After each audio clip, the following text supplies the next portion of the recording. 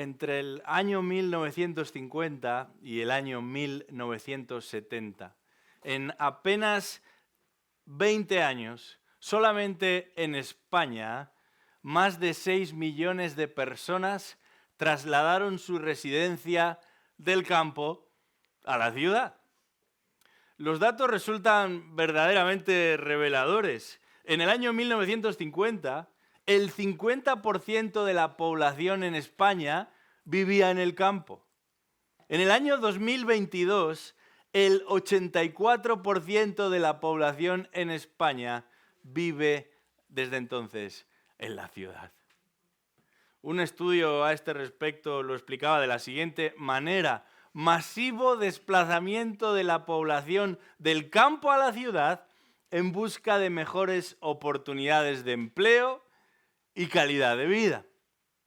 Para muchos, el campo forma parte de un oscuro pasado. Para muchos, el campo ha perdido todo su atractivo. Y no es que no quieren visitarlo, es que no quieren oír hablar de ello.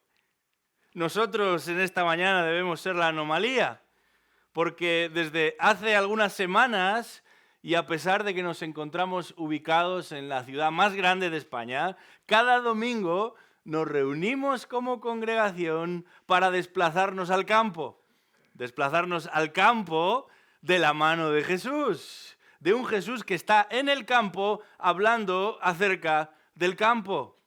Regresamos una vez más, aunque sea tan solo por un rato, a ese campo acompañados de la mano de Jesús en el capítulo 13 del Evangelio de Mateo. Mateo capítulo 13, versículo 31 y 32, porque este Jesús que conoce a su pueblo, este Jesús que conoce a su audiencia, está en el campo y va a hablar del campo a personas que lo único que apenas conocen es precisamente el campo. Vamos a leer el texto, Mateo capítulo 13, versículo 31. Dice así la palabra de Dios.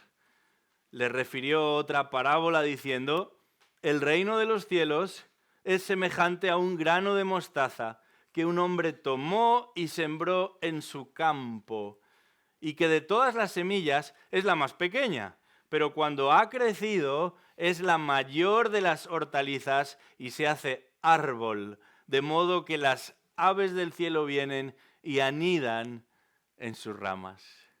Hasta aquí nuestra lectura en esta mañana. Después de haber dedicado un tiempo prudencial a analizar los distintos tipos de terrenos y los distintos tipos de agricultores, después de haber observado cuál es la diferencia entre el trigo y la cizaña, en el texto que tenemos delante en el día de hoy, Jesús se va a detener en un tipo de semilla en particular. Un tipo de semilla en particular, y lo va a hacer con el fin de ilustrar todo el potencial, toda la capacidad de ese reino de los cielos del que Jesús predica. Y lo va a hacer con el fin de que sus discípulos aquel día se animen, pero también con el fin de que nosotros, sus discípulos, nos animemos en el día de hoy, en la jornada de hoy. Y este texto nos presenta tres claves. La primera de ellas es el contexto de la parábola, la segunda de ellas es el consuelo de la parábola y la tercera es la conclusión de la parábola. Detengámonos por un momento en la primera de estas tres claves que nos ayudarán a entender estos versículos y sobre todas las cosas nos animarán ante la expectativa de este reino de los cielos. Y esta primera clave que encontramos en este pasaje no es otra cosa que el contexto de la parábola. El contexto de la parábola. Apenas hemos leído los dos versículos que conforman la parábola, pero esta parábola fue enseñada en medio de una situación particular. Recuerdo a un profesor de hebreo que tuve en mis años de seminario y a él le gustaba repetir lo siguiente: el contexto es el rey. El contexto es el rey. Dicho de otra manera, el contexto es el que manda. El contexto es el que gobierna nuestra lectura y nuestra comprensión del texto. Al menos así debería ser, del texto y de cualquier texto. Y esto que resulta fundamental para entender cualquier texto, resulta particularmente esencial para entender nuestro texto. Porque desde el comienzo del Evangelio de Mateo, en este capítulo 13, Jesús está hablando por medio de parábolas. Un Jesús que, subido en una barca, se dirige a una multitud y lo hace por medio de parábolas. Un Jesús que ha visto cómo tantas y tantas personas llegadas desde distintos lugares del país y más allá se acercan a Él y lo acompañan, pero no necesariamente con las motivaciones adecuadas, no necesariamente con las intenciones adecuadas. Y sin duda, observando a su alrededor, los discípulos ya conocedores de esto se podían desanimar. Se podían desanimar porque sus expectativas con respecto a Jesús y con respecto al reino que Jesús anuncia no se están cumpliendo. Jesús les advierte de que no todos los que están serán parte de ese reino. Y eso genera desánimo en estos discípulos porque el reino no se expande como les gustaría.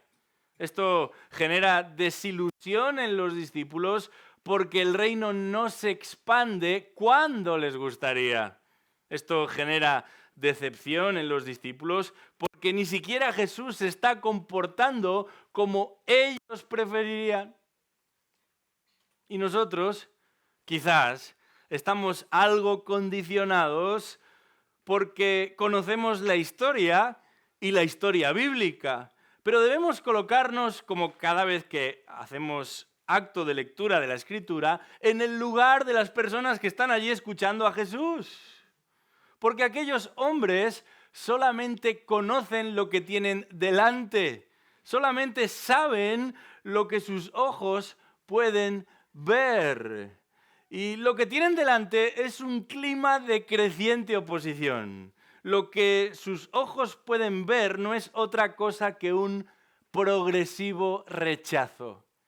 Y un maestro, al mismo tiempo, que parece estar siendo demasiado conformista.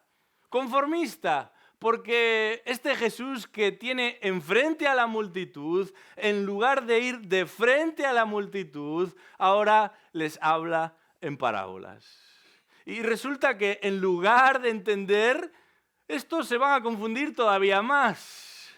Y preguntan a Jesús y se acercan una vez más a Jesús para insistir y tratar de dilucidar, de confirmar por qué es que Jesús se está comportando de esta manera.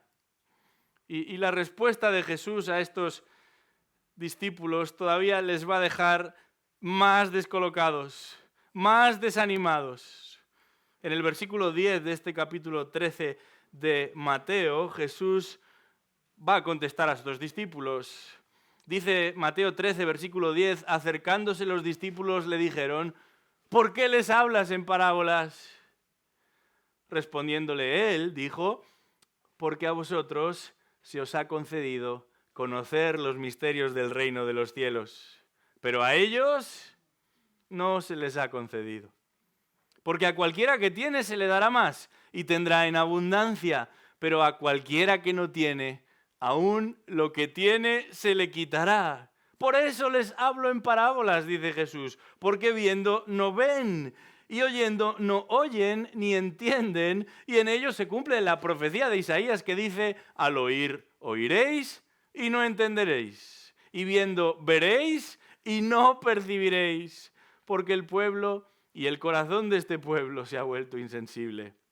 Y con dificultad oyen sus oídos, y sus ojos se han cerrado.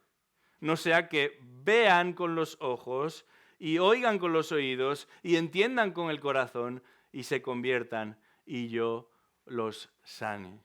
Y después de escuchar esta explicación de por qué Jesús les habla en parábolas, todavía están más confundidos. todavía están más preocupados, todavía se encuentran más desanimados. Igual que nosotros podemos llegar a desanimarnos cuando observamos a nuestro alrededor y nos damos cuenta de que somos una minoría.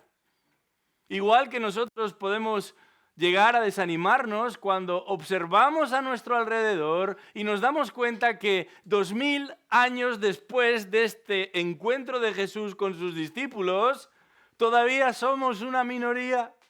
Y sin duda hemos visto grandes avances. Y si comparamos nuestra situación con la de aquellos discípulos, el Evangelio ya no es algo residual, pero seguimos siendo una minoría. Y esto nos desanima, porque este mundo, lejos de ir en la dirección que nos gustaría, cada día es un lugar peor, en el que el mal parece imponerse constantemente por encima del bien, en el que la injusticia parece gobernar insistentemente sobre la rectitud, en el que se defienden ideales absolutamente contrarios a los que la palabra de Dios enseña, en el que aún los propios cristianos muchas veces son motivo de vergüenza para el Evangelio, en el que aún nosotros, los que decimos anhelar ese día en el que el Señor regrese, muchas veces vivimos de una manera que no hace sino invitar al Señor a quedarse donde está. Y podemos llegar a pensar, en medio de toda esta situación de vida que nos ha tocado experimentar, ¿por qué Dios no impone su voluntad? ¿Por qué Dios no actúa de una manera más nítida, más visible, más definitiva, de manera que no exista ninguna duda al respecto? Más contundentemente, más claramente. Y así nos sentimos nosotros muchas veces y así se sienten los discípulos en aquella ocasión. Unos discípulos que han venido oyendo y palpando y visto con sus propios ojos, han visto con sus propios ojos lo que Jesús es capaz de hacer. Y no entienden por qué este Jesús que resucita muertos, que sana enfermos, que da de comer a multitudes, que detiene tormentas, no ocupa el trono ya. No entienden cómo este Jesús, capaz de predicar las palabras de Dios como nunca nadie lo había hecho, no entienden cómo este Jesús, capaz de confrontar y dejar en evidencia la hipocresía de los religiosos como nunca nadie lo había hecho, no se sienta en el trono ya. Y es en ese contexto de frustración, es en ese contexto de decepción, de desilusión, que Jesús va a ofrecerles esta parábola. Que Jesús va a proveerles del aliento y del ánimo y del consuelo que ellos necesitan. Porque no se trata de un error. Lo que están viviendo no es un accidente. No es que Jesús ha fallado en sus cálculos, no es que su programa se está yendo a pique como el de tantos políticos y revolucionarios que presentan un programa ideal, pero con apenas un tiempo todo se desmonta y todo se deshace. El Señor no ha perdido el control de la situación. Y qué buen recordatorio es este. Porque no importa cuáles sean las circunstancias, el Señor no ha perdido el control de la situación. No importa la época en la que estemos viviendo, el Señor no ha perdido el control de la situación. Y aunque sus propósitos no avancen necesariamente como a nosotros nos gustarían, ni cuando a nosotros nos gustarían, el Señor no ha perdido el control de la situación.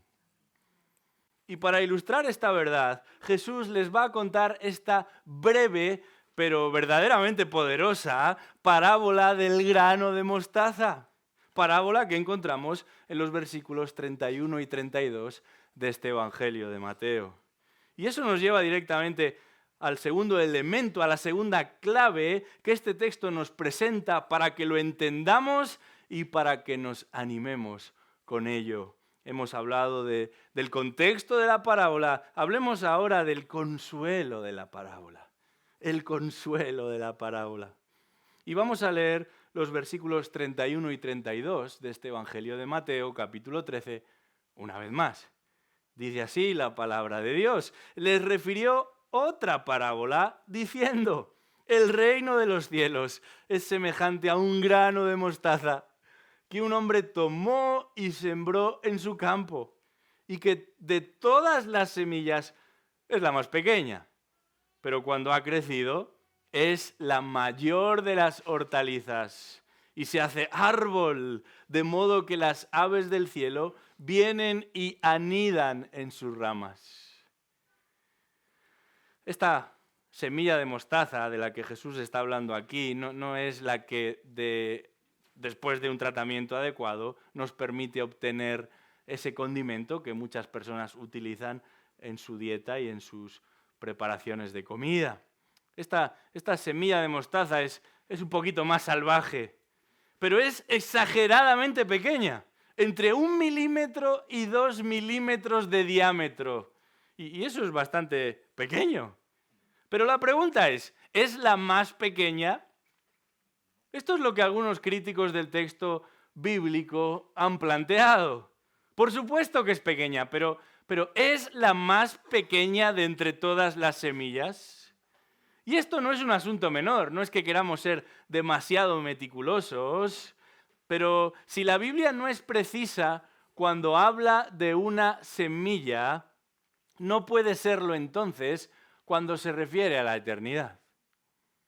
Y lo que deriva de esta cuestión es lo siguiente: ¿podemos fiarnos de la Biblia? ¿Podemos confiar en las palabras de Jesús? Porque si Jesús no es preciso cuando hace alusión a una planta, no tiene por qué serlo cuando hable del cielo o del infierno, de los que, por cierto, también va a comentar en estas parábolas de las que estamos hablando en estas semanas. No se trata aquí de mirar hacia otro lado. No se trata aquí de esconderse, de refugiarse entre aquellos que piensan solamente lo mismo que nosotros. No se trata de acusar con el dedo a los que hacen preguntas. Esta es la actitud que algunos tienen cuando hay personas que cuestionan lo que la palabra de Dios enseña. Pero nosotros, dice el apóstol Pedro, que contamos con la palabra más segura. Y no deberíamos tener temor a colocar la Biblia en la balanza del análisis y del estudio. Y esto es lo que sucede en esta cuestión y con esta cuestión. Nuestra fe no va a ser derribada ni deshecha por tratar de responder a esta pregunta. ¿Está diciendo Jesús la verdad cuando afirma estas cuestiones con respecto a la semilla de mostaza? Porque si Jesús no está diciendo la verdad aquí, ¿cómo sabemos que sí está diciendo la verdad en cualquier otro sitio? Lo primero que tenemos que tener en cuenta es que en el original en el que fue escrito este texto, en griego, el término que varias versiones traducen como más pequeño es un comparativo, no un superlativo. Dicho de otra manera, Jesús dice el grano de mostaza es más pequeño, no dice es el más pequeño. Pero además hay un detalle que no podemos pasar por alto. Jesús no está ofreciendo a su audiencia una clase de botánica, sino más bien una lección de teología. Y eso no significa que puedes asumir o aludir a otras realidades y equivocarte, porque como tu enfoque es la teología, no estamos diciendo eso. Precisamente estamos diciendo lo contrario. Y es que para ilustrar sus afirmaciones, Jesús va a recurrir a las parábolas. Jesús va a emplear un método de pedagogía, de enseñanza, de didáctica que es comprensible, que lo que pretende es clarificar, facilitar la comprensión. Y en este método de enseñanza hay espacio también para los proverbios, para los dichos, para lo que nosotros llamamos hoy frases hechas. Y esto es precisamente lo que nos encontramos aquí. Porque hablar de la semilla de mostaza De esta manera, como Jesús lo va a hacer en estos versículos, era algo habitual entre los rabinos judíos. De hecho, hay colecciones de textos y de comentarios judíos de hasta el año 200 después de Cristo, como la Misná o la Guemará, en los que se encuentran varias referencias al grano de mostaza. Al grano de mostaza como figura, como imagen, como icono de algo que resulta verdaderamente diminuto. De algo que aparentemente es insignificante, pero que de repente va a tornarse en algo singular y muy destacado. Jesús mismo utilizaría la figura del grano de mostaza en otra ocasión. En el capítulo 17 de Mateo, él va a utilizar de nuevo la semilla de mostaza como una ilustración.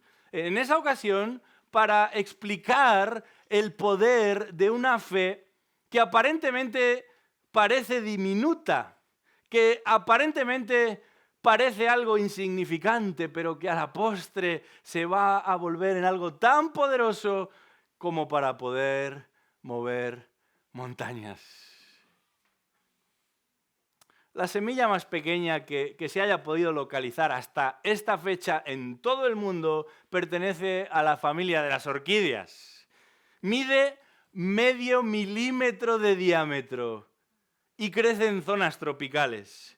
Pero no todas las orquídeas son iguales, y la que específicamente se da en el clima de Israel, en el territorio de Judea donde Jesús se encuentra, aunque ahora mismo él está en Galilea, es un tipo de orquídea algo más grande que la tropical. De hecho, tiene más o menos el mismo tamaño que un grano de mostaza. Y aquí está el quid de la cuestión. Era tan curioso y al mismo tiempo tan común que esto del grano de mostaza se había convertido en un dicho. Jesús no está ofreciendo a su audiencia una clase de botánica, pero Jesús no está incurriendo en ningún error. Al contrario, una vez más, Jesús utiliza elementos comunes, habituales, familiares, que la gente conoce para ofrecer a su audiencia, particularmente a sus discípulos, una dosis insuperable de consuelo, una dosis incomparable de esperanza y de ánimo. Y lo va a hacer al comparar el reino de los cielos del que ha venido predicando, el reino de los cielos del que ha venido enseñando, con un grano de mostaza. Y aquí está el consuelo. La analogía es clara, no tiene pérdida, porque lo que aparentemente no va a llegar a nada, lo que aparentemente no va a producir nada, porque es pequeño si lo comparamos con el poder establecido, porque es insignificante si lo comparamos con toda esa red de escribas y de fariseos, porque es diminuto si lo comparamos con toda esa estructura cúltica y religiosa de los judíos, porque es ridículo al lado del poder hegemónico del Imperio Romano.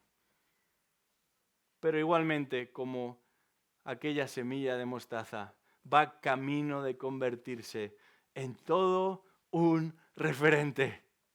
Al punto que el texto dice que aún las ramas de los pájaros servirán como hogar, o mejor dicho, las ramas del arbusto servirán como hogar para los pájaros que terminarán posándose encima de ella. Esto es algo impensable a simple vista, pero esto es algo innegable en las palabras de Jesús. Y cuando leemos este texto, y los que vienen antes y los que siguen después, nos damos cuenta de que Jesús, que conoce al pueblo, que está tratando de emplear figuras e ilustraciones para que estos que escuchan entiendan también, había estado leyendo últimamente la profecía de Daniel, porque son varios ecos al libro de Daniel que aparecen tanto en este pasaje como en el que vimos la semana anterior. En el versículo 42 de este mismo capítulo, Jesús se va a referir a un horno de fuego. Y esto lo encontramos en Daniel capítulo 3. En el versículo 43 Jesús va a hablar de unos justos que resplandecen como el sol. Y esta es una referencia a Daniel capítulo 12.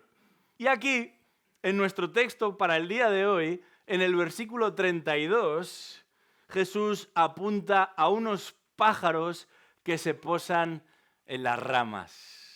Y esta es una referencia a Daniel capítulo 4. Y en Daniel capítulo 4 nos encontramos con un poderoso Nabucodonosor.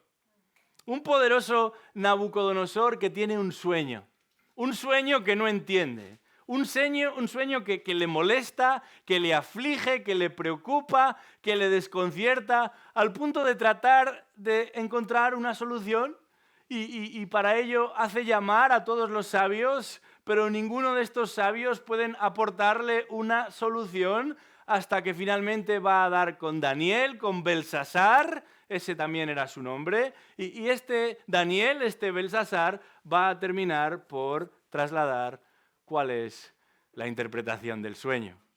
¿Y en qué consiste ese sueño? Bueno, el sueño consiste en una figura que crece y que crece tanto que da pie a la existencia de ramas. Se trata de un gran árbol en el que se van a posar ciertos pájaros también. Este Nabucodonosor soñó con un árbol que ha terminado por gobernar todo el territorio. Un árbol que se avista desde cualquier punto, porque se ha convertido en el punto. Un árbol que se ha convertido en el punto de referencia, incluso también para los pájaros. En el caso de la parábola que Jesús va a narrar a la multitud, no es un árbol lo que tenemos delante, es un arbusto realmente. Un arbusto que crece de manera totalmente insospechada, hasta alcanzar una dimensión verdaderamente exagerada. Exagerada para lo que se esperaría de una semilla tan pequeña. Un arbusto que comenzó siendo algo insignificante se vuelve el más alto de entre todos los de su especie. Porque aunque no es un árbol, es un arbusto, puede llegar a medir hasta 5 metros. Imagínate, si en el jardín del parque, donde el jardinero está trabajando y se está esmerando cuidadosamente por proteger esa hierba que tanto cuida, de repente nace un arbusto y el arbusto empieza a crecer y termina siendo tan alto como los árboles del jardín, al punto de que se vuelve el más alto de entre todos los de su especie. Y algo imperceptible, casi invisible, se ha convertido en algo fuerte, recio, firme, alto, tanto como para que, dice el texto, aniden las aves del cielo. Y es interesante que está en plural. No un pajarito perdido buscó un refugio y se colocó allí. No, las aves del cielo anidan en este árbol, en este arbusto. Así es el reino de los cielos, dice Jesús. De manera poco convencional, de manera poco ortodoxa, de manera contracultural, no es ni tan siquiera un árbol, es un arbusto. De manera poderosa, poderosa y efectiva. Tanto como para convertirse en la referencia, no ya de un jardín, no ya de un huerto, sino de la tierra entera. Este reino crece y se reproduce, tanto como para que lo que en un principio era algo insignificante, intrascendente, termine por convertirse en refugio y en protección de muchos. De muchos llegados de diversos lugares, de muchos que en su día estuvieron dispersos, pero que en este reino encuentran su hogar definitivo. De muchos que no solamente se acercarán, sino que harán en él y de él su morada permanente. Podemos fiarnos de las palabras de Jesús. Y debemos fiarnos de las palabras de Jesús, porque en las palabras de Jesús hallamos la verdad, pero también la esperanza y el consuelo y la dirección que necesitamos. Así es el reino de los cielos, dice Jesús. Y esto es lo que debemos anticipar. Esto es lo que debemos esperar. Este reino de los cielos no se va a expandir como cualquier imperio o reino que habéis conocido, dice Jesús. Este reino no va a crecer ni se va a imponer por medio de las estratagemas y estrategias que habéis conocido, dice Jesús. Pero este reino terminará siendo el que verdaderamente marque la diferencia, no solamente en un lugar, no solamente en un territorio, sino en toda la tierra y sobre toda la tierra. Y eso nos dirige directamente a la tercera clave que este texto nos plantea. Y no es otra cosa que la conclusión de la parábola. La conclusión de la parábola. Esta es la tercera clave, porque sin duda es importante entender el contexto. Sin duda resulta de ánimo poder tener acceso al consuelo que esta parábola nos proporciona. Pero hay algo todavía más importante. Porque puedes entender el contexto de la parábola y puedes más o menos vislumbrar el consuelo que esta parábola nos proporciona, pero irte a tu casa con una mejor información, con una expectativa más certera, más definida de lo que deberíamos anticipar, no significa que te vayas a tu casa satisfecho, lleno, salvo. Puedes marcharte de este lugar conociendo el contexto, conociendo el consuelo, pero profundamente insatisfecho. Insatisfecho y perdido, como lo estabas cuando llegaste aquí. Por eso, la pregunta definitiva, la que deberías estar en condiciones de contestar en esta mañana, es la siguiente. ¿Cómo puedes estar seguro de que tú eres uno de ellos? ¿Cómo puedes estar seguro de que tú un día estarás entre el grupo que heredará ese reino de los cielos? Esta es la pregunta que deberías estar en condiciones de contestar. ¿Cómo puedes saber que este consuelo del que nos habla Jesús es para ti? ¿Cómo puedes estar seguro de que esta esperanza que Jesús presenta a través de esta parábola es también la tuya? Y la respuesta no viene dada por tus méritos, ni por tu moral, por tu comportamiento. La seguridad de ser parte de este grupo no responde a tus propios esfuerzos, no tiene que ver con lo sincero de tus intenciones, con lo constante de tus privaciones, con lo que haces o dejas de hacer, con lo que buscas o dejas de buscar, con quien te reúnes o con quien te encuentras, o con quien no te reúnes o con quien no te encuentras. La seguridad se encuentra precisamente en el extremo contrario. La esperanza de ser parte de este grupo de los que tienen esperanza comienza precisamente en el extremo contrario. En reconocer tu incapacidad. En reconocer tu incapacidad de acercarte a Él. Tiene que ver con confesar tu inaptitud. Con reconocer, con confesar tu indignidad.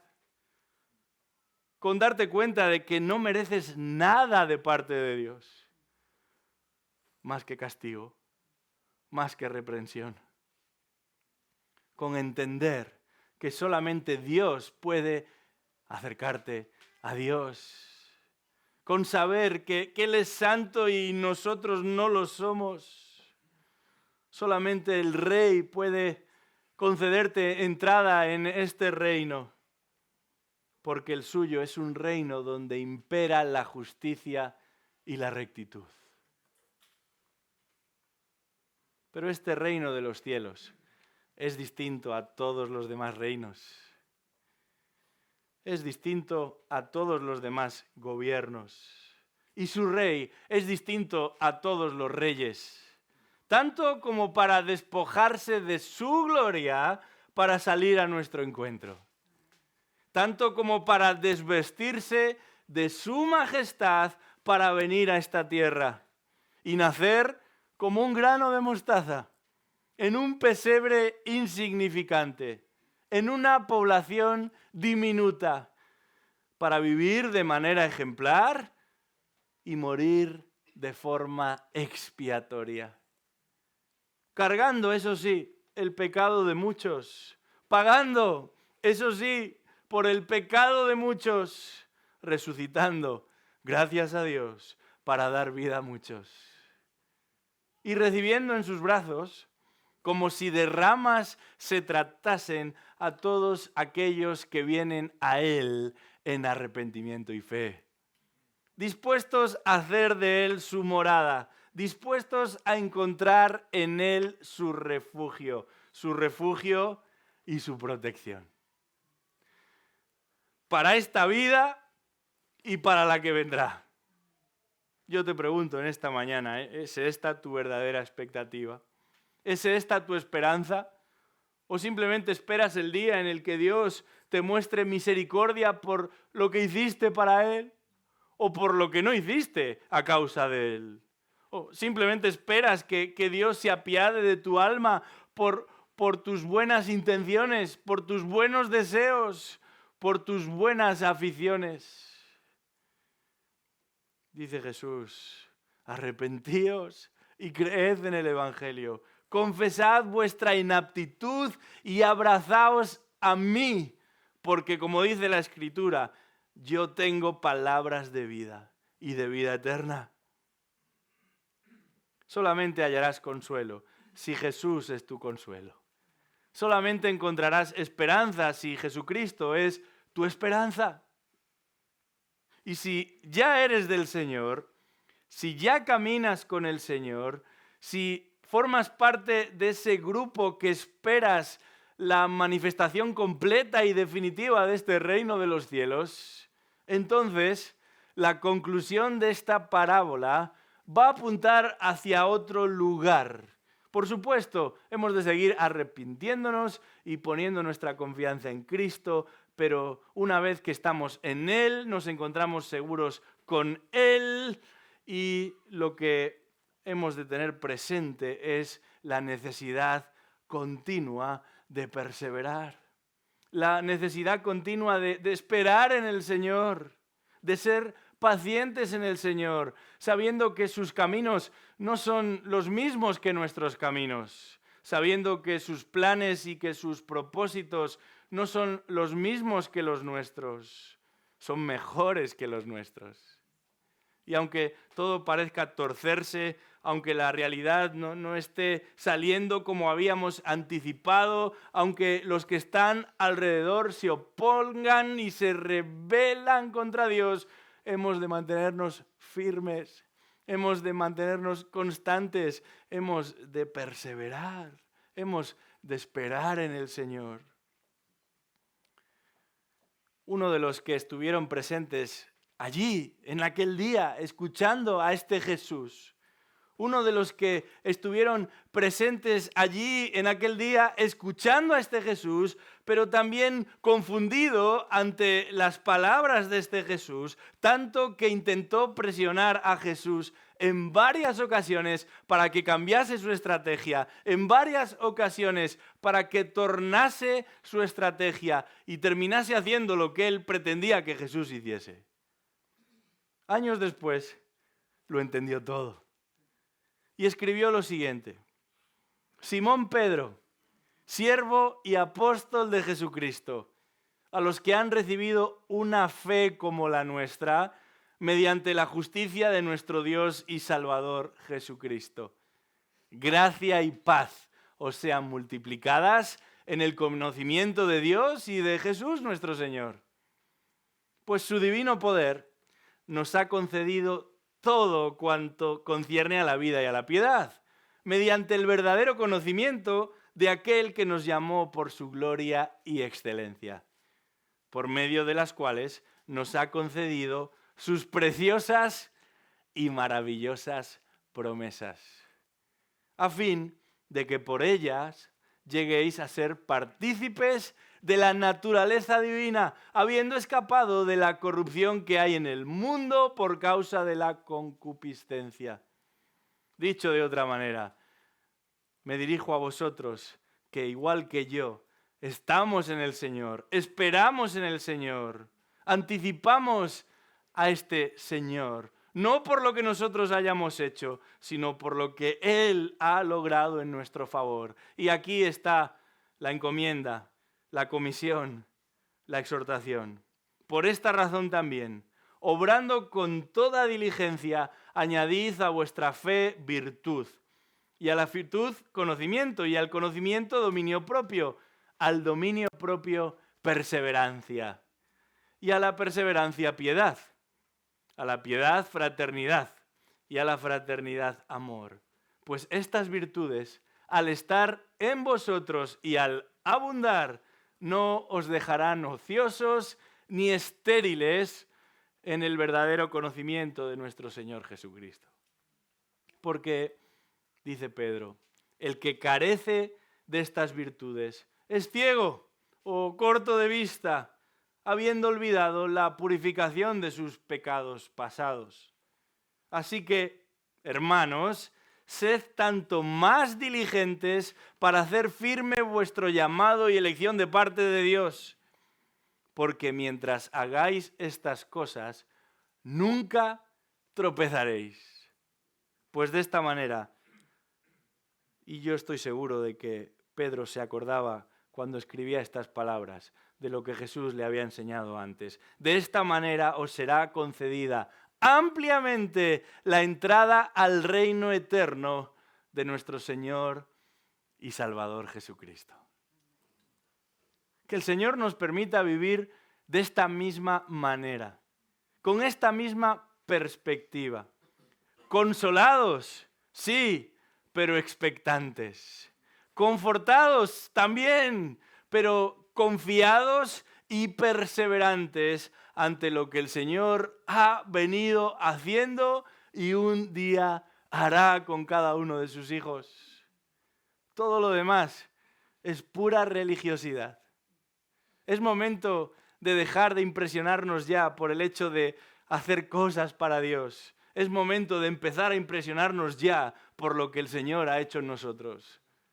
Es momento de dejar de pensar que nosotros podemos impactar el corazón de Dios al punto de que Él nos reciba por nuestros esfuerzos o por nuestros talentos. Es momento de reconocer que sin Él no tenemos nada, pero con Él lo alcanzamos todo. Es momento de esperar y de confiar en que aquel que hace crecer el grano de mostaza hasta una dimensión insospechada es el que está edificando su iglesia. Y no solamente una iglesia, sino un reino que dice la Escritura, aún el mismo Nabucodonosor tuvo que terminar por reconocer que no tendrá fin, que resultará indestructible, que los cielos de los cielos no pueden contener al rey que se sienta en el trono. Que ni lo alto, ni lo profundo, ni lo sublime, ni la vida, ni la muerte, ni cualquier ser creado puede separarnos de aquel que resucitó después de haber muerto por nosotros. Es a Él a quien esperamos, es a Él a quien anticipamos, es en Él donde nos refugiamos, es en Él donde hallamos protección, descanso y consuelo para el alma. Deja de vivir tu vida como si tu salvación dependiese de ti y descansa en la gracia que nuestro Señor Jesucristo ha provisto. Deja de pensar que estás ganando terreno delante de Dios y refúgiate en este gran arbusto que es el reino de los cielos, custodiado y legitimado por lo que Cristo ha hecho a favor de ti si realmente eres del Señor. Hay tantas cosas por las que llorar, hay tantas cosas por las que hacer lamento. Hay tantas situaciones que generan ansiedad y preocupación. Encontremos el consuelo, la guía, la esperanza en el Señor y dejemos de pensar tanto en nosotros. Dejemos de fijar nuestra vida tanto en aquello que anticipamos y esperamos y que no coincide con nuestras expectativas. La palabra de Dios es clara. Sed tanto más diligentes para hacer firme vuestro llamado y elección de parte de Dios, porque mientras hagáis estas cosas, nunca tropezaréis. De esta manera os será concedida ampliamente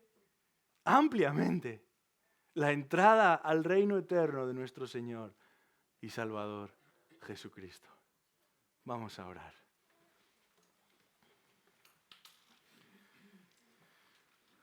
Padre nuestro que estás en los cielos, yo estoy convencido de que hay personas aquí absolutamente indiferentes a lo que acabamos de escuchar. Han venido hoy quizás por compromiso, quizás por costumbre, quizás porque verdaderamente existe en ellos un anhelo de encontrar seguridad, orden, pero están muy lejos de ti. Y en ellos y a través de ellos no te encontrarán nunca. Ten misericordia. Actúa poderosamente. Elimina todo atisbo de falsa profesión. Saca de sus mentes y corazones la idea de que pueden presentarte delante de ti y tener éxito.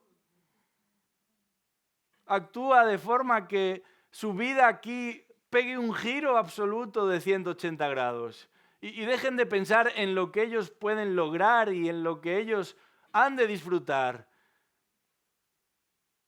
Y ponlos de rodillas delante de aquella cruz, confesando que solamente hay uno que es agradable a los ojos del Rey.